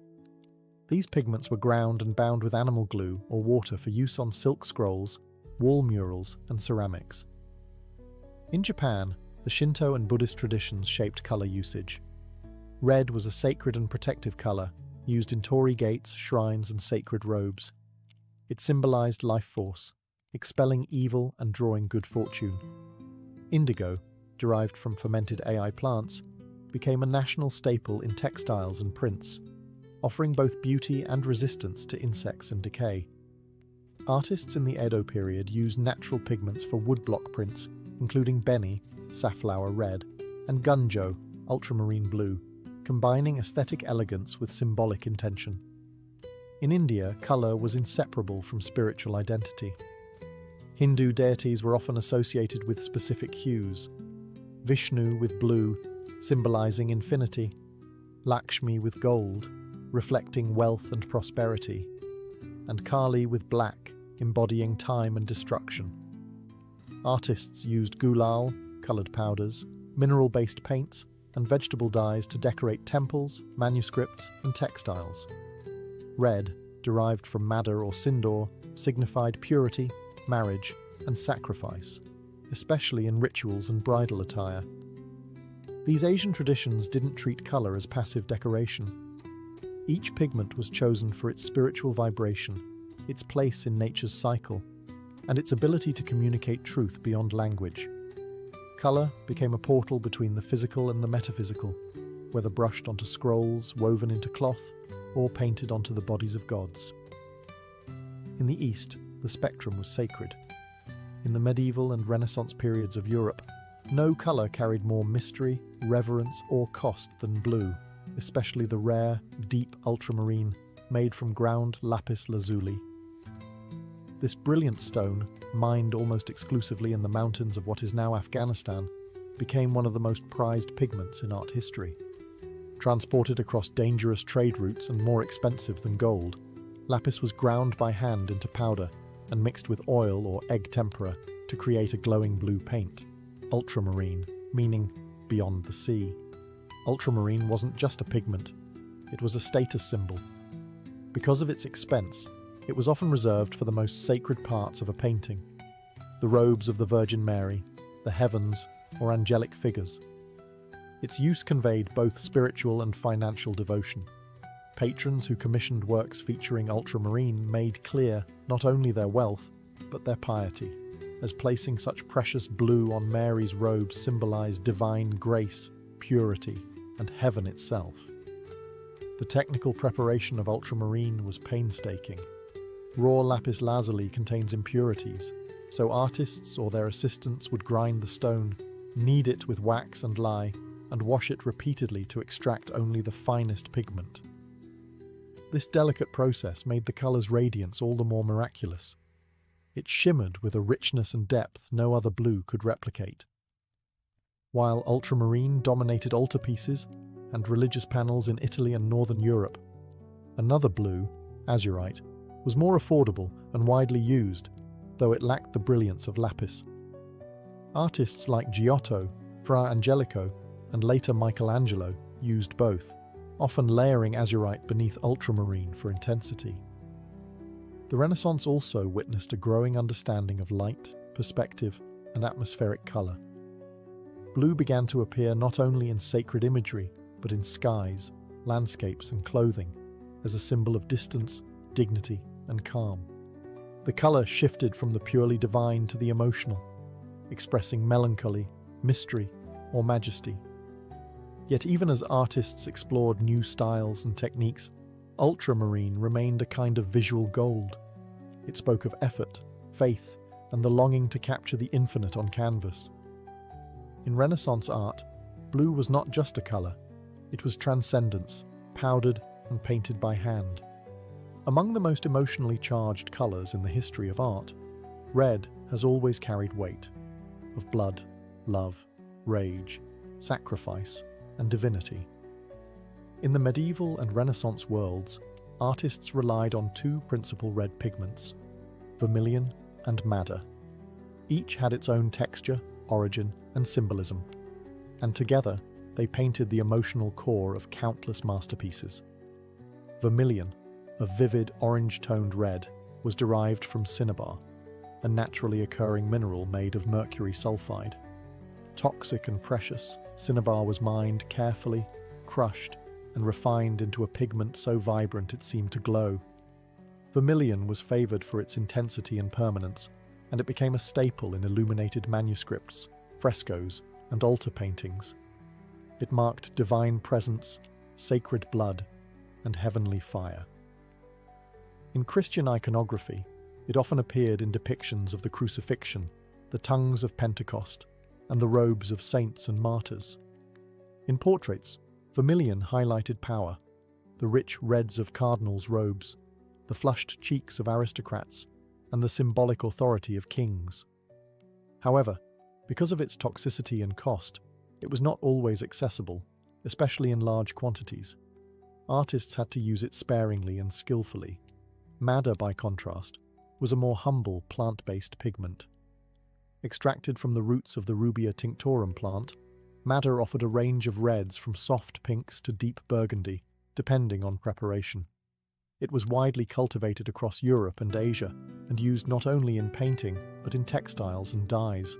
Madder red appeared in tapestries, religious icons, and garments of both commoners and nobility. While madder lacked the brightness of vermilion, it had a warmth that suited human skin tones, natural drapery, and layered symbolism. It represented earthy love, maternal warmth, and, in religious contexts, the human side of the divine. Both reds were used with deep purpose. In Renaissance portraiture, red could signify wealth, passion, or hidden tensions. In devotional art, it bridged heaven and humanity. The layering of red tones created emotional depth, directing the viewer's eye to suffering, majesty, or longing. In the hands of master painters, red was never passive. It pulsed.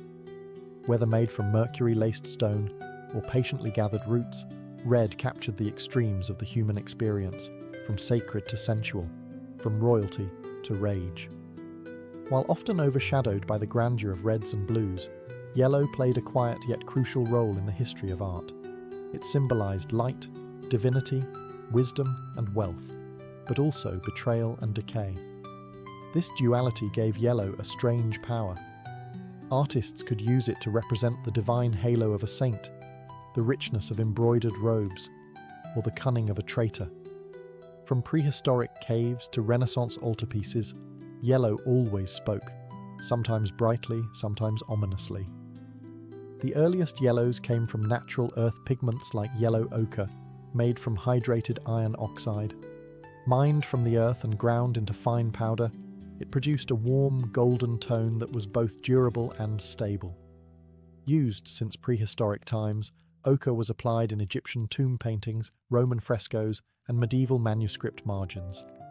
A more brilliant yellow arrived with orpiment, a vivid, almost neon pigment made from arsenic sulfide. Imported from the East, orpiment dazzled medieval and early Renaissance artists with its intensity. It was used sparingly due to both its toxicity and its incompatibility with other pigments, especially lead-based ones. But when used carefully, orpiment created a golden shimmer that no other natural pigment could rival. It adorned illuminated manuscripts, sacred halos, and the golden fabrics of saints and kings. Later, during the Renaissance, another popular yellow emerged, lead tin yellow. This was a synthetic pigment created by heating a mix of lead and tin oxides. It offered excellent opacity and a soft, buttery tone that blended beautifully with skin tones and sunlight effects. Artists like Titian and Vermeer used it in their warm lighting, glowing gowns, and soft horizon skies. Yellow's symbolism varied across cultures and time. In Christian Europe, golden halos signified divine light and saintly presence. In Chinese imperial art, yellow was the color of the emperor, associated with the earth element and centrality. Yet yellow could also carry negative weight. Judas Iscariot, in medieval paintings, was often dressed in yellow, a signal of betrayal and moral corruption. Despite its mixed meanings, yellow remained essential. It illuminated the shadows, added radiance to robes, and cast divine light into earthly scenes. Whether drawn from soil or synthesized in fire, yellow helped artists capture the fleeting glow of sunlight, the sacred spark of divinity, and the fragile shimmer of human virtue. While colors like red, blue, and gold dazzled with symbolism and rarity, black and white quietly shaped the very structure of visual art. They were the bones beneath the paint, the origin and the end, the void and the light. To many ancient and medieval cultures, black and white were not merely colors, but ideas. They signified creation and destruction, life and death, purity and the abyss.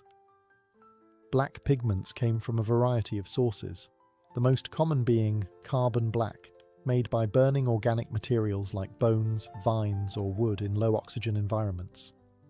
Soot was collected and mixed with binders to create lamp black, a velvety pigment used in early manuscripts, ink drawings, and religious iconography. Ivory black, made by burning animal bones, added richness and warmth to the pigment, and it was prized by Renaissance and Baroque painters for its subtle depth. Black had different meanings depending on context.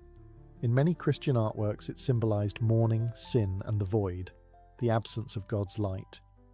But it was also used to emphasize contrast, define form, and bring emotional gravity to a scene.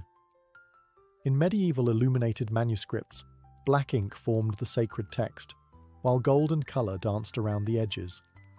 Black was, in that sense, the foundation of divine expression. White, on the other hand, came from materials such as chalk, gypsum, or lead white, the latter being the most brilliant and most dangerous. Lead white, used extensively from antiquity through the 19th century, provided luminosity and opacity unmatched by other whites. It was the go-to for painting skin tones, highlighting fabrics, and creating the illusion of reflected light. But it was toxic, and prolonged exposure led to illness among artists who mixed their own paints. Symbolically, white represented purity, innocence, and the divine. It adorned angels' robes, marked holy light, and signified spiritual clarity. In Buddhist and Hindu traditions, white was linked to mourning and the afterlife, showing the color's double nature even across cultures. Together, black and white did not simply sit at opposite ends of the spectrum. They framed it. They were used to build contrast, drama, and spiritual resonance.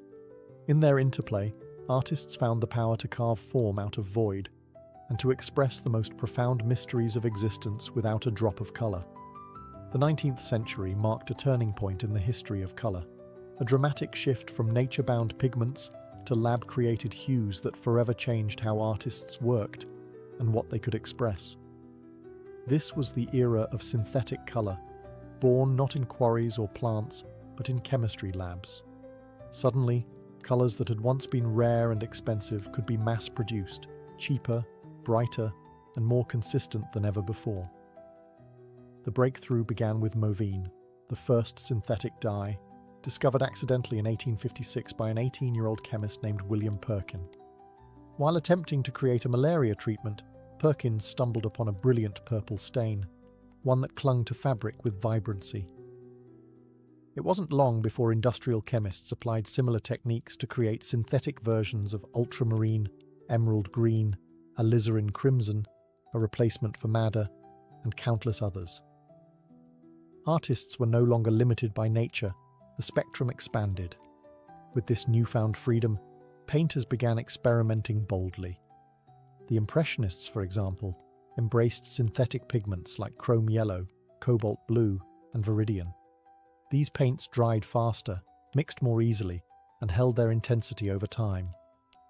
Monet's shimmering landscapes, Renoir's luminous skin tones, and Van Gogh's swirling skies all owed their brilliance to this chemical revolution. Yet not all synthetic pigments were stable or safe. Some, like emerald green, made with arsenic, remained toxic. Others faded quickly or changed color when exposed to light. But as industrial chemistry advanced, safer and more durable pigments emerged, and artists gained unprecedented control over their palette. The explosion of color wasn't limited to Europe. In Japan, the Shin-hanger print movement embraced imported synthetic dyes to achieve brighter tones than traditional vegetable-based pigments could offer. In India and China, new pigments entered the worlds of textile design and mural painting, blending traditional aesthetics with modern materials. Symbolism also evolved. With color now more accessible, it became more personal. Blue no longer had to mean heaven. It could be sadness, freedom, or abstraction. Red could still suggest power, but also revolution, passion, or violence. Color became emotional, psychological, subjective. In the modern world, the story of color continues to unfold in synthetic hues, digital screens, and industrial paints. What began with crushed beetles and groundstone has become an infinite spectrum, and still, each color tells a story of culture, chemistry, and the human urge to see and make meaning through light. In ancient Greece, music was not seen as a human invention. It was a divine inheritance bestowed upon mortals by the gods themselves. The Greeks believed music originated in the realm of the sacred, woven into the fabric of the universe. To them, music was not just sound. It was a force that governed nature, educated the mind, and elevated the soul. At the heart of this belief were the Muses, 9 divine sisters born from Zeus, king of the gods, and Mnemosyne, the goddess of memory. Each muse presided over a different art or science, and several were directly linked to music. Euterpe was the muse of music and lyric poetry, while Terpsichore inspired dance. Invoking the muses was standard practice before beginning any performance or composition, a reminder that all creative expression came from the divine. Apollo, god of music, prophecy, healing, and light, was perhaps the most important musical figure in Greek mythology. Often depicted holding a golden lyre, Apollo represented the orderly, harmonious side of music, refined, disciplined, and rational. He was the patron of the kithara and the lyre, stringed instruments that conveyed clarity and control. His rival in musical myth was Dionysus, the god of wine, ecstasy, and frenzy, associated with the aulos, a reed instrument whose wild, intense sound mirrored the god's chaotic energy. Together, Apollo and Dionysus embodied the dual nature of music, its ability to soothe and stir, to organize and overwhelm. No story captures this divine power more than that of Orpheus. A mortal bard blessed by the gods, Orpheus played the lyre with such beauty that animals gathered to listen, trees bent toward his song, and rivers altered their flow. When his beloved Eurydice died, Orpheus descended into the underworld and softened even Hades with his music, earning a chance to bring her back, a tragic tale of music's power over life, death, and fate. For the Greeks, music was more than art. It was a living force that shaped human behavior, governed the stars, and echoed the divine harmony of the cosmos. It could educate the young, heal the sick, and connect the mortal to the immortal. Music was, quite literally, a gift from the gods. In the soundscape of ancient Greece, 2 instruments reigned supreme, the lyre and the aulos. Though vastly different in construction and tone, both held deep symbolic meaning and were central to the daily life, rituals, and philosophies of Greek society. Each was tied to a different god, a different way of being, and a different emotional response, reflecting the dual nature of music itself. The lyre was the quintessential Greek instrument, simple in design, yet profound in impact. Made from a tortoise shell, wooden arms, and strings of sheep gut, it was light, portable, and deeply associated with education, poetry, and nobility. Played with a plectrum and often resting on the player's hip or shoulder, the lyre was not only an instrument of music, but of moral training.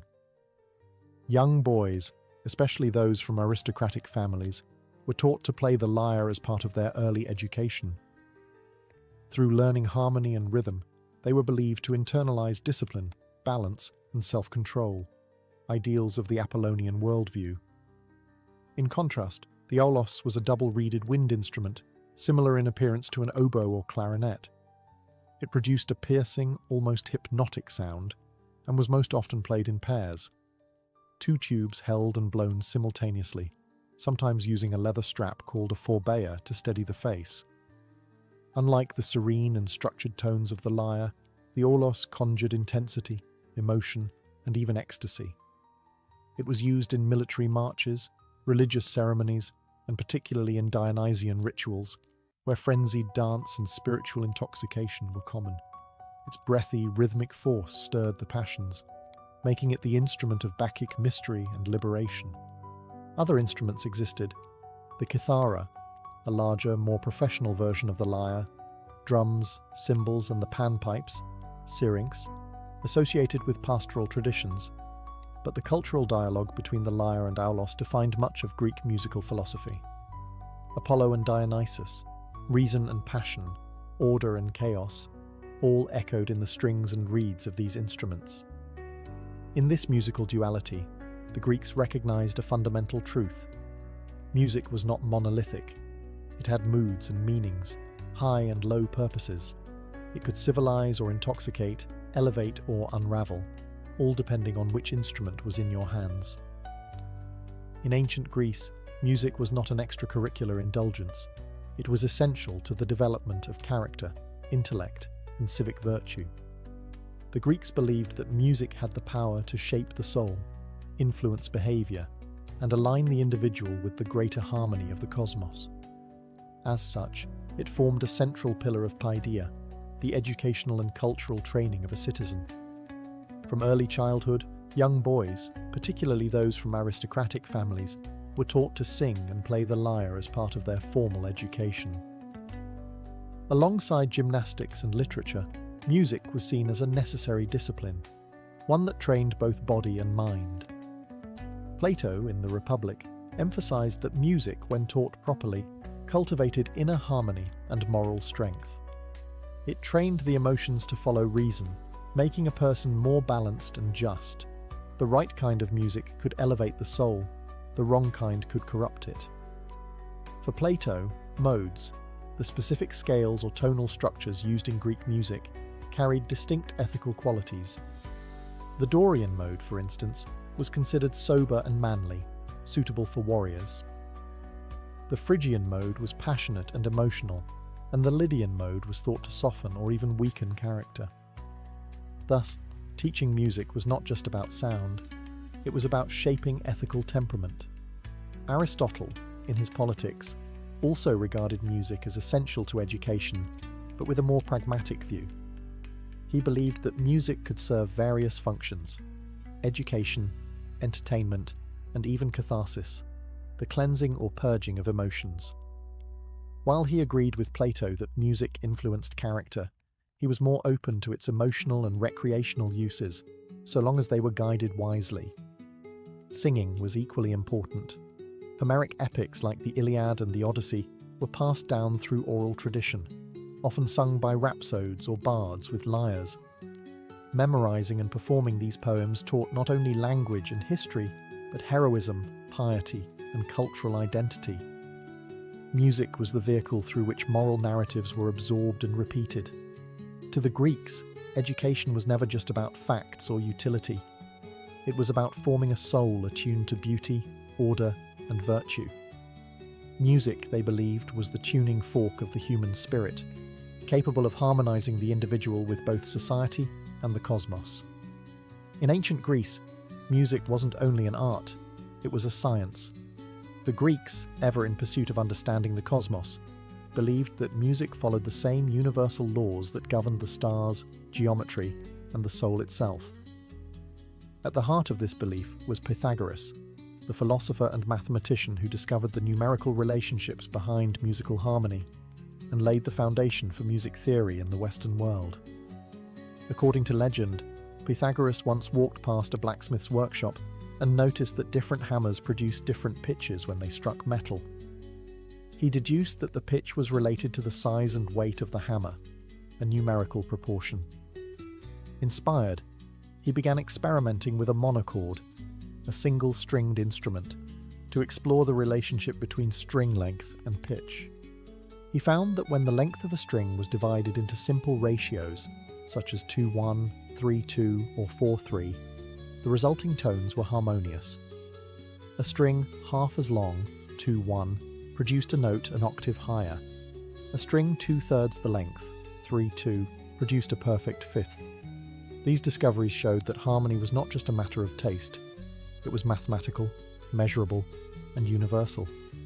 Pythagoras and his followers believed these numerical ratios reflected the order of the cosmos itself, what they called the music of the spheres.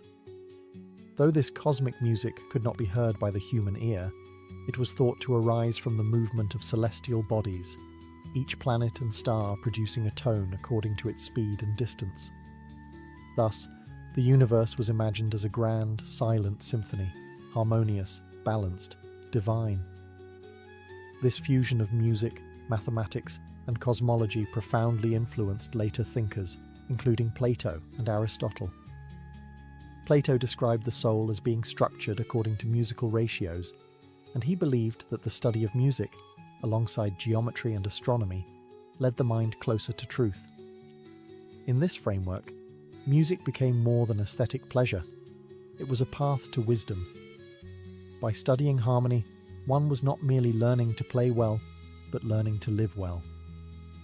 The Greeks saw in music a reflection of nature's deepest principles: order, balance, and unity. To understand music was, in a sense, to understand the universe. To the ancient Greeks, music was not only a means of education or worship, it was also a form of medicine. They believed that sound could influence both the body and the soul, restoring balance where there was disorder, calming madness, and even aiding in physical healing. This was not metaphorical.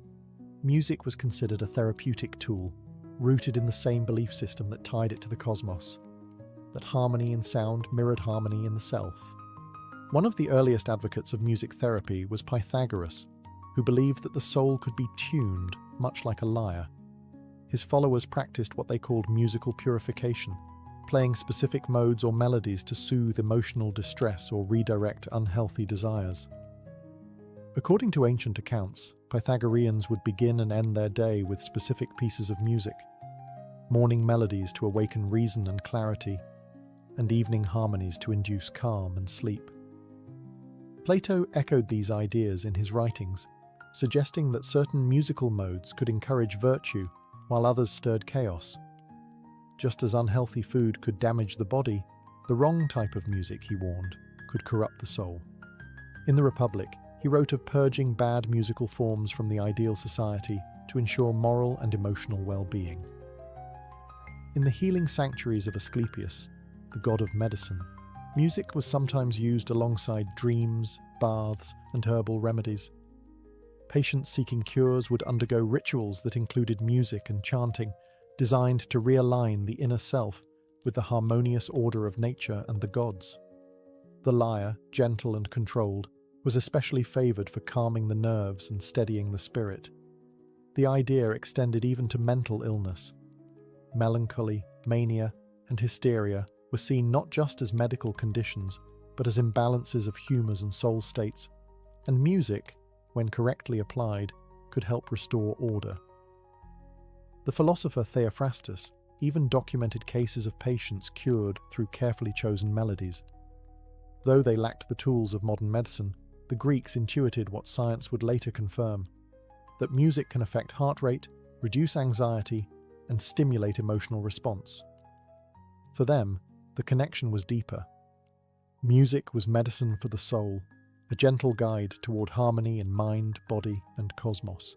To heal was to harmonize.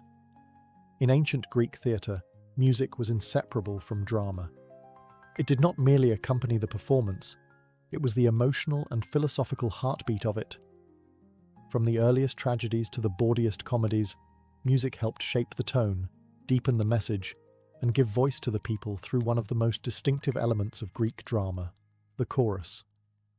The origins of Greek theatre lie in religious festivals honouring Dionysus, the god of wine, ecstasy, and transformation. During these festivals, a chorus of citizens would sing and dance in ritual performances known as dithyrambs. Over time, these ritual songs evolved into complex dramatic productions, and the chorus remained central, not as background, but as a narrative and moral force. The chorus typically consisted of 12 to 15 performers who sang, chanted, and danced in unison. Their music followed rhythmic patterns and was set to specific modes, carefully chosen to match the mood and message of the play. In tragedies by playwrights like Aeschylus, Sophocles, and Euripides, the chorus often commented on the action, reflected on divine justice, or expressed the collective fears and hopes of society. Their music wasn't ornamental. It was a vehicle for communal thought and ethical reflection. Instrumentation was minimal, but effective. The aulos, with its haunting, reedy tone, was the primary instrument used in theatre. Its sound added emotional tension, underscored dramatic moments, and heightened the psychological atmosphere. The chorus's movements and chants were closely tied to the music, creating a total experience of rhythm, sound, and motion. In comedy, music took on a livelier, often satirical role. Playwrights like Aristophanes used musical interludes to mock political figures, parody traditional forms, or interrupt the fourth wall with humorous commentary. The flexibility of music made it a perfect tool for theatrical innovation, whether in sorrow or laughter. Greek theatre wasn't just entertainment, it was civic ritual, philosophical inquiry, and social dialogue. Music connected individual experience with collective identity, turning stories into shared catharsis. Through melody, rhythm, and lyric, the theatre chorus became the voice of the polis, the city, the people, and the soul of a society trying to understand itself. In the theatre, music was not just heard, it was embodied, lived, and remembered. To the ancient Greeks, music was not a neutral medium. It was a moral force capable of shaping character, influencing emotions, and guiding ethical behavior. Central to this belief was the concept of ethos, the idea that different musical structures, or modes, could affect the human soul in distinct and predictable ways. Music, they believed, could make a man courageous, docile, melancholic, or wise, depending on the mode in which it was played. Greek modes were not exactly like modern musical scales, but shared a similar concept. Each mode had a particular series of intervals that created a unique emotional effect. These modes were named after regions or peoples, Dorian, Phrygian, Lydian, Mixolydian, among others, and were deeply associated with ethical and psychological traits. The Dorian mode, for example, was considered strong, disciplined, and masculine. Plato praised it as ideal for educating warriors, instilling steadiness and courage.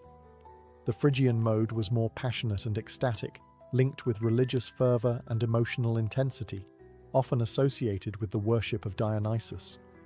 The Lydian mode, by contrast, was softer, sweeter, and viewed by some philosophers, including Plato, as weakening or overly luxurious.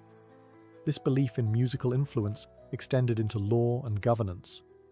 In the Republic, Plato famously argued that changes in musical style could disrupt the moral fabric of society. He proposed strict regulation of musical modes in his ideal state, warning that improper harmonies could breed disorder and moral decay. Aristotle, while more tolerant, agreed that music impacted behavior and should be taught to shape the soul from a young age.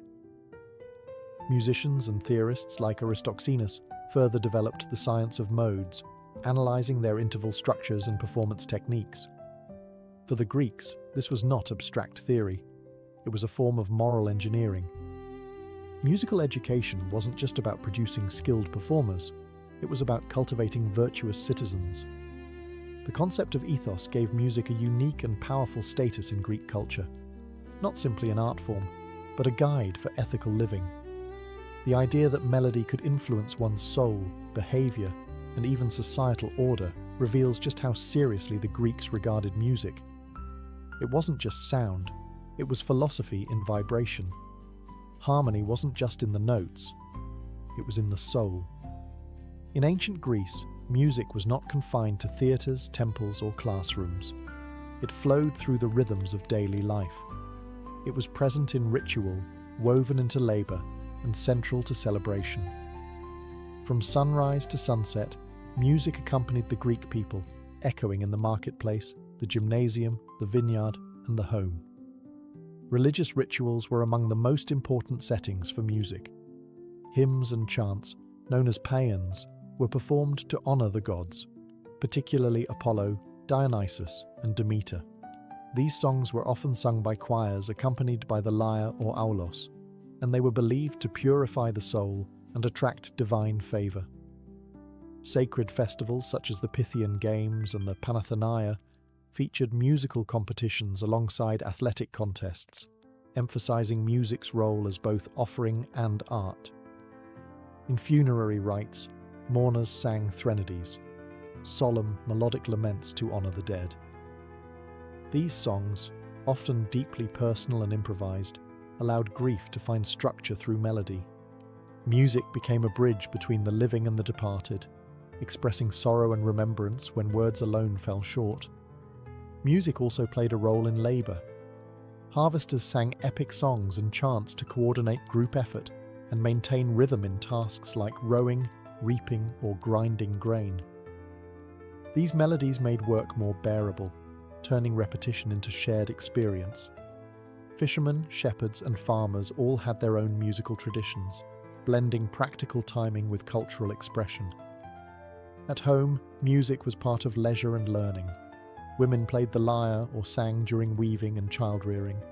Children learned songs that taught moral lessons, mythology, and language. Banquets or symposia often featured performances by trained musicians or even spontaneous singing competitions among guests. Music added elegance, structure, and joy to the social ritual of dining and drinking. And in weddings and festivals, music burst forth in celebration.